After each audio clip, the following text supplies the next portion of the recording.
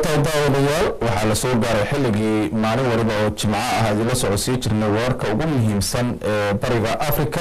Alaba waxaa stuudiyadeena magaalada Nairobi ee wadanka Kenya noogu soo diyaariyay wariyaheena Keenan Cabdulqaadir.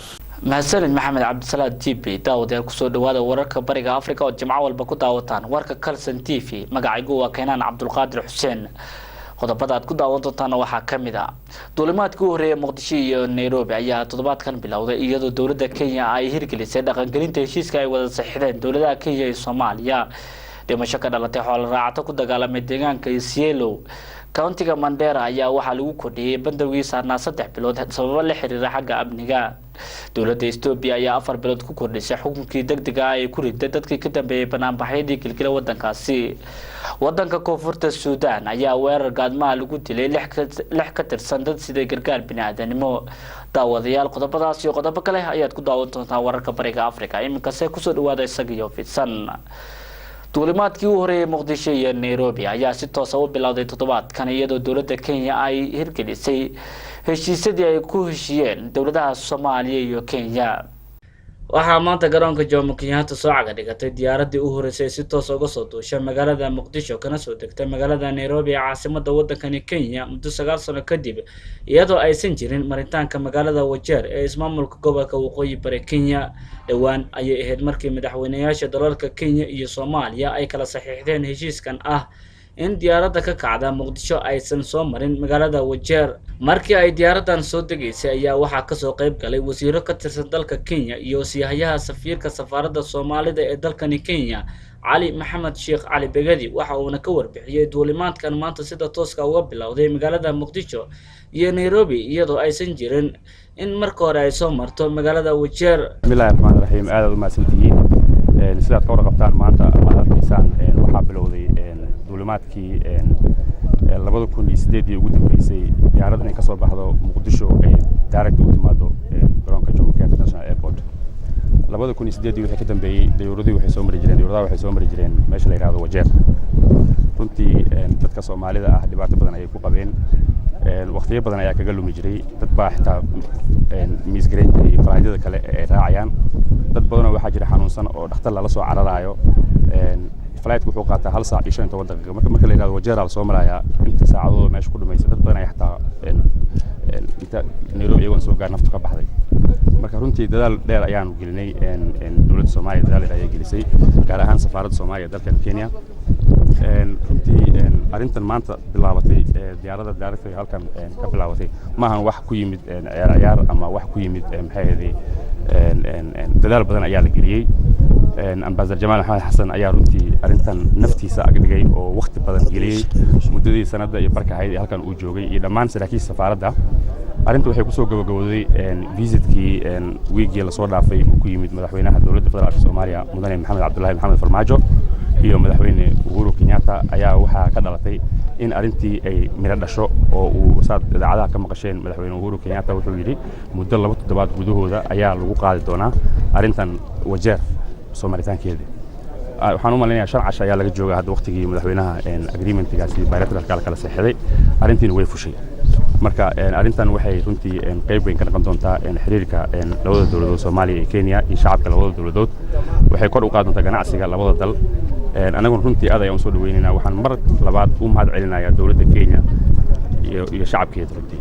wasiirka arrimaha gudaha ee dalka Kenya ayaa soo dhaweeyay shacabka Soomaaliyeed ee la socday diyaaraddan. shacabka Soomaaliyeed ayaa iyaguna aragtidooda ka dhiibtay sida ay ugu faraxsan yihiin duulimaadkan tooska ah. magacaygu waa Axmed Maxamed Aadan.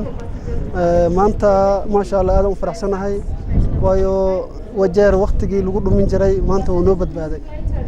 marka waqtigii aan ku dhumin jirnay Muqdisho ilaa Nairobi maanta noqotay. marka aadan u faraxsanahay. waan ku dhibtoon jiray toos baan hadda u imaaday durba waan imaaday waa maartay farxad baan dareemay. الحمد لله رب العالمين. waata diyaaradda markay ka soo kacday magaalada Muqdisho labaatan Muqdisho ka soo baxdeen iyo midkan baaritaanka sidoo hore ma ka duwanaa xayiraadda dadka Soomaalida ay la kulmi jireen iyo waxaas oo dhan faleero. maya kan waxba ma aan ku arag laakiin ka waa nala soo baaray xoog baan nala soo baaray kii Muqdisho.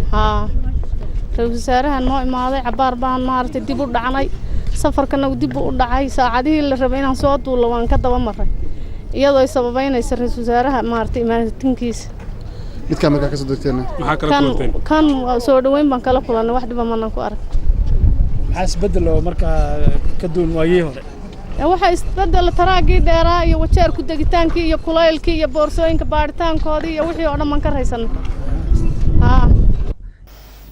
dhimasho ka dhalatay xoolo raacato ku dagaalamay deegaankaasi Cielo faafinta warkaasi waxa ay noo haysaa Nimco Maxamed Maxamuud 10 qofood ayaa ku dhimatay kadib markii ay dagaalameen xoolo raacato ka soo jeedo bulshooyinka Boorana iyo Samburu taliyaha booliska Cielo Judge Anita ayaa xaqiijiyay shilkan ku-xigeenka gudoomiyaha amaanka Marti Jaaliya Ismahiya ayaa sheegay inay jiraan dad ku dhaawacmay dagaalka oo subaxnimadii xadda dhacay Mihiya ayaa xusay inay geeyeen ciidamada aaga oo dagaalku ka dhacay si ay u qaboojiyaan xaaladda ku-xigeenka gudoomiyaha amaanka Marti ayaa intaasi ku daray inay xilligaani deeqsin ay u joogaan deegaanka ilaa 50,000 oo neef xoolo raacatada Cielo ayaa sheegay inay weerar ku soo qaadeen iyaga oo ka careysan kuwa Samburu oo xoolo daaqsanay aagaasi Naciima Maxamed Maxamuud Kalsan TV Nairobi bandowgii saarnaa countiga Mandera ayaa waxaa lagu kordhiyay 3 bilood sababo la xiriira xagga amniga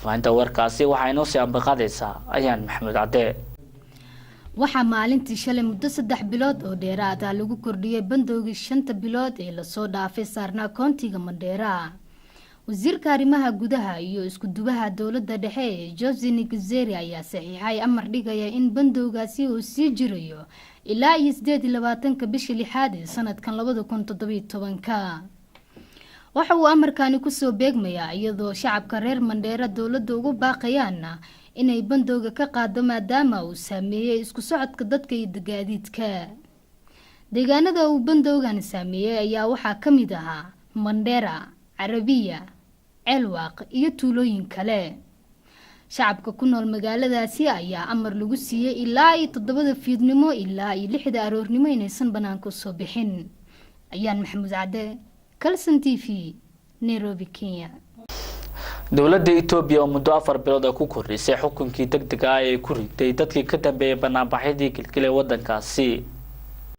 dawladda Itoobiya ayaa muddo kordhin u sameysay xukunkii degdega ah ee bishii Oktoobar ee sanadkii hore lagu soo rogay dadkaasi kadib markii banaanbaxyo rabshado wata oo dalkaas ka dhacay dhamaadkii sanadkii hore baarlamaanka Itoobiya oo xubnihiisa ugu badan ay ku leeyihiin xisbiga talada haya ayaa si aqlabiyad leh u meelmariyay in muddo 4 bilood lagu kordhiyo xukunka degdega ah wasiirka gaashaandhigga Itoobiya Siraaj Fagasi ayaa difaacay muddo kordhinta lagu sameeyay xukunkii degdega ah isagoo sheegay inuu yahay go'aan loo baahnaa maadaama guulo hore looga gaaray kaasoo dib loo soo celiyay xasiloonida mucaaradka iyo kooxaha xuquuqda aadanaha ayaa xambaariyay talaabadan iyagoo ku tilmaamay in lagu camburinayo dadka dhaliilaha wada banaanbaxyadii gilgilay Itoobiya ee ka socday labada gobol ugu dadka badan qoomiyadaha Oromada iyo Amxaarada ayaa sababay in boqolaal qof ay ku dhintaan halka kumanaan kalena lagu xirxiray xabsiyada Itoobiya wadanka koonfurta Suudaan ayaa waxa weerar gaadma lagu dilay 6 ka tirsan dad siday gargaar bini'aadanimo